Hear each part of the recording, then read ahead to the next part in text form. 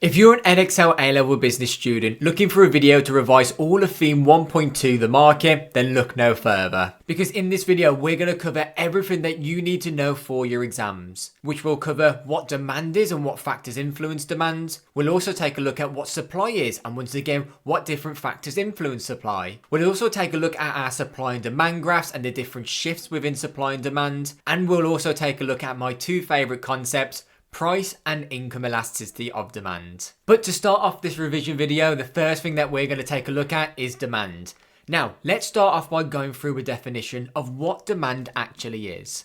Now, demand is the quantity of a product or service that consumers are willing and able to purchase at different price levels, i.e. how much of a certain type of product or service is being sold, once again at different price points. Now, we've got this concept called the law of demand, which is fairly easy to understand. What the law of demand states is that as price levels begin to increase, the level of demand begins to decrease because things get more expensive, so less people want to buy them. But also vice versa. As the pricing levels begin to drop, it becomes more affordable to people, so the level of demand goes up. And we've got an example of this. So let's say whatever type of product or service I'm selling, I price it at £10. The level of demand for this product would be 5,000 units. But when I decrease my price, so go down to £5 now, the level of demand rises to 10,000. And if I decrease it even further to £3, the level of demand once again rises to 15,000 units. And that's when we move along the demand curve. I know we call it a demand curve, but for what we need to know, we just keep it as a straight line.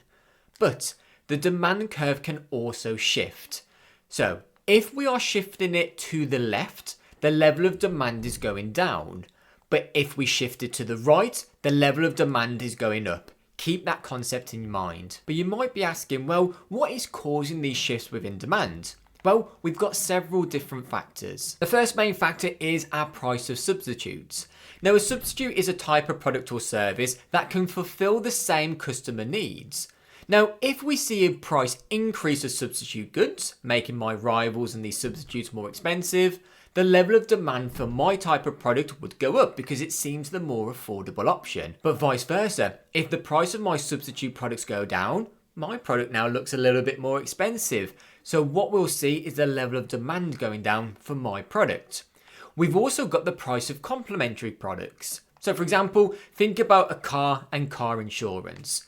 The car insurance is a complementary product for our car. Now, if we said the price of your car insurance increased from £1,000 a year to £4,000 a year, the level of demand for cars would now drop dramatically because less people want to pay for the car as they're having to spend more money on the car insurance. We've also got different trends within fashion, tastes and preferences. So for example, if something is in trend and in fashion, the level of demand would naturally go up even if it's at the same price point. We've also got the level of advertising and branding that we do.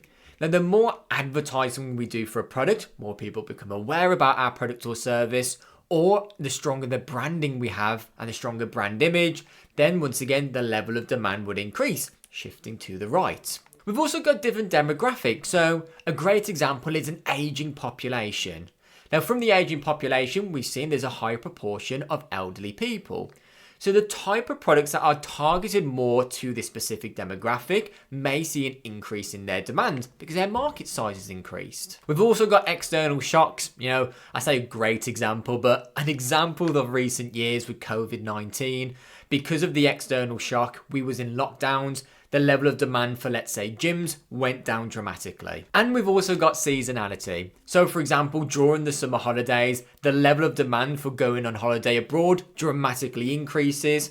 But during the off-peak seasons, during the midst of winter, the level of demand for these products go down, even though it could be at the exact same price. The next topic we're going to take a look at in this revision video will be supply. What we mean by supply, once again, starting off with a definition.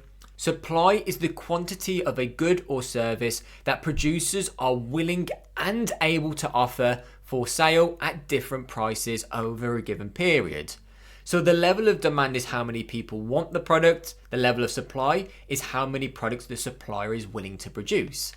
Now, when we look at the supply curve, even though it's a straight line, it's going the opposite direction. Now, the relationship is more positive, i.e. when the price goes up, your suppliers are more willing to produce these products or services. So for example, at this £5 price point, suppliers are willing to produce 10,000 units. But when we decrease this and we see a reduction in price, this leads to a decrease in the level of supply because your suppliers are now getting less money for that product. So why would they want to produce a product that's not making them that much money? Whereas when we go to the other end of things and we see an increase in price, so for this example, the price is now at £8, which rises that quantity now to 20,000, the level of supply would go up because your suppliers are going to be making more money, so they're more willing to produce stuff because they're getting more money for doing so. Similar to the shift in demand, we also have the shift in supply. Now with the shift in supply, it follows the same rules. If it shifts to the left, the level of supply is going down. So before, at the price point of £5, your suppliers were willing to produce 10,000 units. Now they're only willing to produce 8,000. But a shift to the right in the supply curve means that the level of supply goes up. So at the exact same price point, they were once willing to produce 10,000, but now your suppliers are willing to produce 15,000. And I know the question, what is actually causing these shifts in supply? Well, we've got several different factors, same like we did for our changes in demand. First of all, will be changes in the cost of production. Now, when we look at the cost of production, let's say, for example, it becomes cheaper to produce the product or service that the supplier is making. This means that they are making more profit per sale because your selling price stays the exact same, but the level of cost is going down. So they're making a higher profit margin, which would mean the level of supply would shift to the right, meaning supply goes up because they're making more profit per sale. Vice versa, if your cost of production goes up, your suppliers are making less profit, therefore shifting it to the left. We could also look at introduction of new technology, kind of relates to the cost of production, because the more technology we have, more automation, more machinery, it makes our operational processes more efficient, which means to produce the products or services, the unit cost begins to reduce. And if your unit cost is reducing, your profit margins is increasing. So if more technology is coming out to help you with your production, once again, this can increase your profit margins, shifting your supply to the right, supply goes up. The next one we have is indirect tax. For example, we can look at VAT, value added tax. Now, VAT is typically charged on most products that are sold to the end consumer, with some exceptions. Now, if VAT goes up, let's say from 20% to 30%, the business is having to pay more tax, meaning they're making less profit that they could retain in the business at the end of the year. Now, if this is the case, then the supplier won't be willing to produce more goods. They'll actually be wanting to produce less. Because think, for them, their level of net profit after tax would begin to reduce. Therefore, an increase in indirect taxes reduces the level of supply. Vice versa though, if we see a decrease in indirect taxes, meaning that we make more net profit at the end of the year after tax, then this could increase supply. The next one we have is our government subsidies, which is essentially when the government is giving money to certain businesses to help with their production to try and reduce their costs. Now, if the government is giving more subsidies to a business, once again, that's helping them reduce their costs, which would increase their overall profit. Therefore, more subsidies, more supply, that supply curve shifting to the right. Now, the final one we have is external shocks. Now think political tensions, trade wars going on across the world, an increase of tariffs, an increase of quotas. This could severely impact suppliers because if we see certain factors like this, once again, decreasing the amount of profit that we see for our type of products, this could severely reduce the level of supply and once again, shifting that supply curve to the left. The next topic in this revision video, we'll be taking a look at our supply and demand curves and how we find the equilibrium. Now, we've seen before the supply and the demand curve on a graph by itself, but now when we have them intersecting on the same graph, we're able to find what we call the market equilibrium, which is essentially what the price point is within the market, which will also determine the demand. Now, just a key concept, if demand is greater than supply, meaning that we can't keep up with the level of demand as suppliers, we have what we call a shortage. Great example, think during COVID-19, there was a huge demand for the vaccines, but a very little supply for them. Now at the other end, let's say our supply is now greater than demand. So we've got loads of supply of a certain type of good, but not as many people want it. We have what we call a surplus. And when we look at how these supply and demand graphs can change, there are four main ways. Now think, we've already looked at the shift in demand and supply, but all we need to do now is how does this impact our market equilibrium? Starting off with the change in supply. First of all, let's take a look at if we saw a decrease in supply. Now remember, a decrease in supply means that the supply curve is shifting to the left. Now the way this will impact the market equilibrium is that first of all, it would increase the market equilibrium price. But most importantly, because remember, supply is decreasing, means that the overall quantity would decrease as well. Now, if we was to see an increase in supply, which means that our supply curve is now shifting to the right, well, what this does, it actually reduces the price point of our market equilibrium. But of course, because we're increasing the supply, this would actually increase the quantity. But when we now look at demand and how the demand shifts can now impact our market equilibrium, first of all, let's say we're in a decrease in demand, of course, shifting the demand curve to the left. Now, how this would start to impact the price? Well, of course, it would reduce it because less people want it. And of course, the quantity would have reduced as well. Now, finally, when we see an increase in demand, meaning that the demand curve shifts to the right, what happens now with the market equilibrium price is that it has increased. And of course, the quantity has also increased as well. Just a quick one. If you need a bit more support with your exam technique, such as how you improve your analysis, how to apply more within your answers, and how to evaluate more, well, I've created a free exam technique course that helps you with this. It also goes through the key answer structures that you need to follow for your exams, including those 4 markers, 8 markers, 10, 12, and those dreaded 20 markers. You can access this exam technique course for completely free using the link in the description. Back to the video. The next topic in this revision video that we're going to take a look at, which is my personal favorite one, is price elasticity of demand. Now, the concept of price elasticity of demand is basically looking at how does a change in price impact the level of demand. Now, we know from earlier, speaking of the law of demand, as we see a rise in price, the level of demand would decrease, but also vice versa. As we was to decrease the price, the level of demand would increase. So what we're left here is this inverse relationship. But the thing that we're particularly interested in with the price elasticity of demand is how much does demand change by? Because remember, we as a business can only influence price directly. Now, the way we start categorizing our different values of price elasticity of demand, and when we do our calculations, this will make a lot more sense. But we've got 2 ways. We've got price elastic and price inelastic. More on those in just a moment. But remember, when a product is price elastic, it means it has a value which is less than -1. But if the product is price inelastic, the value is in between -1 and 0. So for example, -0.8, -0.4. There are a couple more things as well. If it is exactly equal to -1, it is unit elastic demand or unit elasticity demand, which means the change in price is going to be equal to the change in demand, but we've just got one as a positive and one as a negative. We've got perfectly inelastic demand, and that is when it equals to exactly 0. And if you ever get a calculation where it's minus infinite, this is perfectly elastic demand. It will be very, very rare to get either perfectly elastic or inelastic. So let's start explaining, well, what does price elastic and inelastic mean? Starting with elastic. Now, price elastic is when the change in price of a product or service causes a larger proportional change in demand. And all we mean by proportional is that we're looking at how much it changes by. Remember, we'll have one going as a positive direction and one going as a negative. So for example, if I was to reduce the price, let's say by 10%, this could cause an increase in demand by 20%.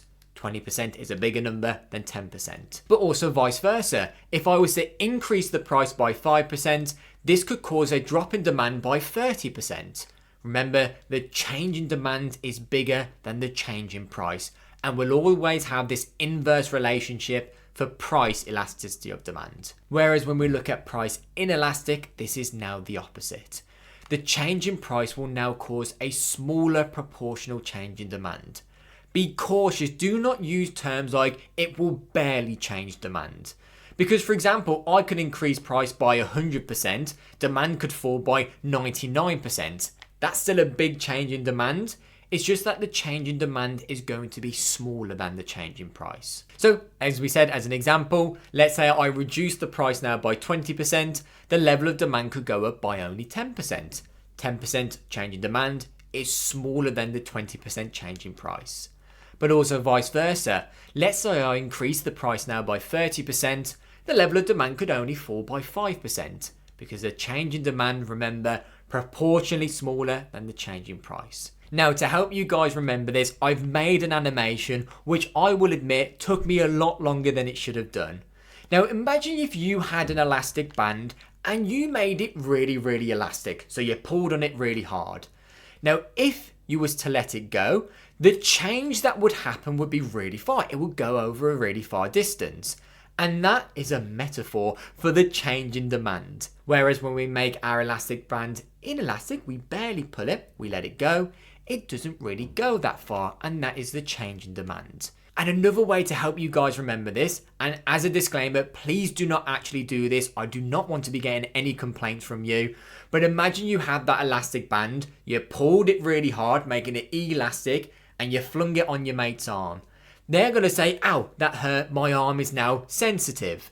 That reflects that our customers are sensitive to those changes in prices. Just another fun way to help you guys remember it. And now we need to figure out, well, how do we calculate the price elasticity of demand values? But first of all, we need to understand our percentage change formula. Now, do you remember the acronym for the percentage change formula? If you answered no, you are correct. So the percentage change formula is our new value minus your old value, and all of that divided by the old value and times by 100. And the reason we do this percentage change formula is because we need to do this twice when calculating price elasticity of demand. So the way we do this is we take the percentage change in quantity demanded divided by the percentage change in price. To help all of you remember this, please make sure you Q before you P. If you P before you Q, you just get funny looks. Now, as an example, let's say we've got this set of data that in 2022, the price of my product was £25, level of demand was 150,000. Now in 2023, the price increased to £40 and the level of demand fell to 125,000. Well, we've got two things to do. First of all, we have to do our percentage change. So for demand, we do the new value minus the old divided by the old times 100. So 125,000 minus 150,000 divided by 150,000 times by 100 gives us a percentage change of minus 16.66% because it's fell. Secondly, we do the percentage change in price. New minus old divided by old times by 100. So we do 40 minus 25 divided by 25 times 100, which gives me a percentage change in price as 60%, an increase in price. And all we have to do now is add those into our formula. We do minus 16.66 divided by positive 60, which gives me minus 0.28. Remember, minus 0.28 is in between minus 1 and 0, making it price inelastic. And I hope you can remember from our rule, if it's inelastic, the change in price causes a smaller change in demand. Our change in demand, 16.66%. Our change in price, 60%. 60 is bigger than 16.66. But what you might be asking is, well, why should a business care? How does PED impact a company? Well, PED impacts a business's revenue and it helps us understand, well, what should we do with our pricing strategies? Just a real simple way, if we are price elastic, if you was to increase your price, you would see a decrease in your revenue. Because remember, your customers are sensitive to those changes in prices, causing a larger change in demand. So if you increase the price, you would see a greater decrease in demand, meaning less people want to buy your product. Whereas if you saw a decrease in price, customers are sensitive to those price changes, meaning they love a bit of a discount. So all of those customers would buy from you, seeing that's an increase in revenue. Now, if we were price inelastic, if we was to increase our prices now, well, remember your customers aren't as sensitive to changes in price. So actually the business would see an increase in revenue. Whereas if we saw a decrease in price, not many customers would really care that much. Remember, the increase in demand wouldn't be as great as the decrease in price, therefore decreasing your overall revenue. Now, the last thing that we need to do for price elasticity of demand is to really understand what different factors influence whether we have a product that is elastic or inelastic. Help you guys visualize this, I've put it as a bit of a scale. At the right end of the scale, we have a product that is elastic. Remember, customers are sensitive to price changes. At the other end, we've got price inelastic. Your customers aren't that sensitive to changes in price. Now, firstly, if there's very few substitutes available, well, your customers aren't going to be that sensitive to price changes. Because if you increase your price, your customers can't really go elsewhere to buy the same product or a product of similar nature. Versus if you've got lots of substitutes, well, if you increase your prices, they've got loads of substitutes available, meaning they're a little bit more sensitive to those price changes. Next up, we've got the brand loyalty. A great example is Apple. Apple have got some of the most loyal customers in the world. So you can see them increasing their price year after year. And you could argue that makes their product slightly inelastic. Versus if you had a weak brand loyalty, your customers have bought from you 1 or 2 times. They don't really want to stay loyal to the business. So if you see an increase in prices, they're just going to happily shop elsewhere. Then we've got the proportion of income.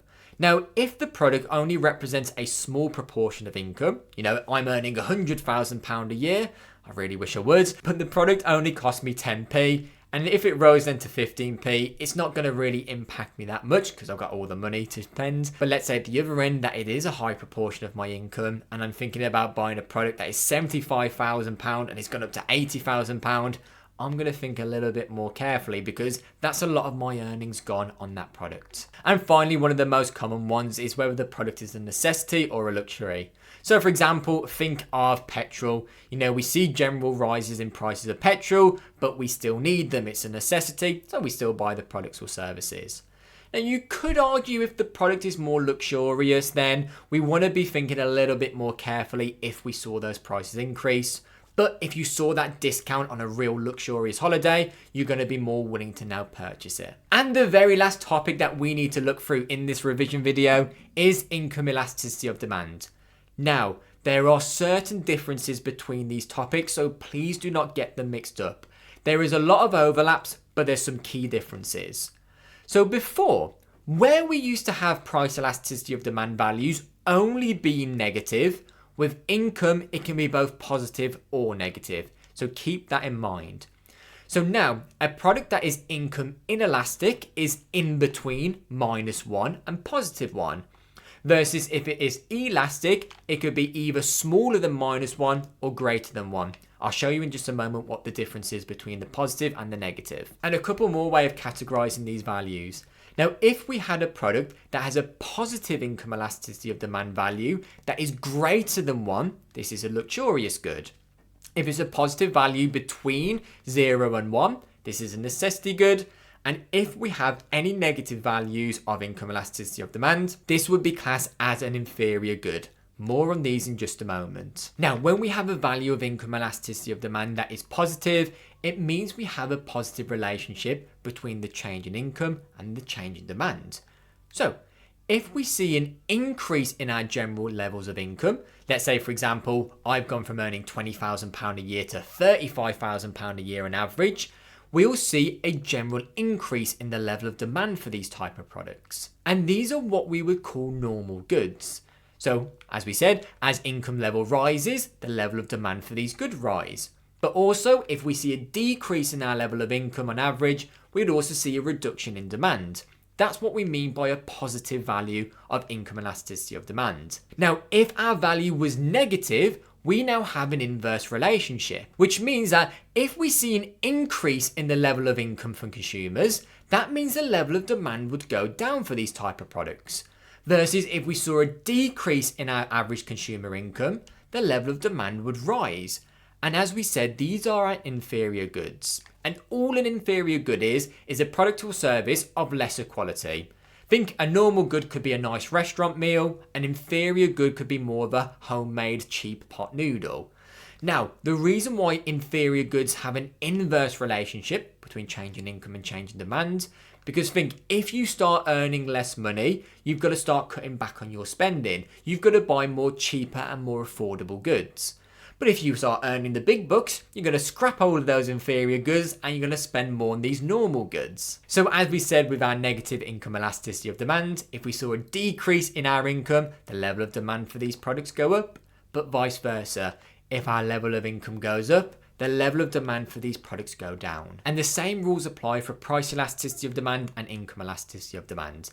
If we have a product that is income elastic, the biggest difference between PED and YED is that YED, income elasticity of demand, we can have both positive and negative values.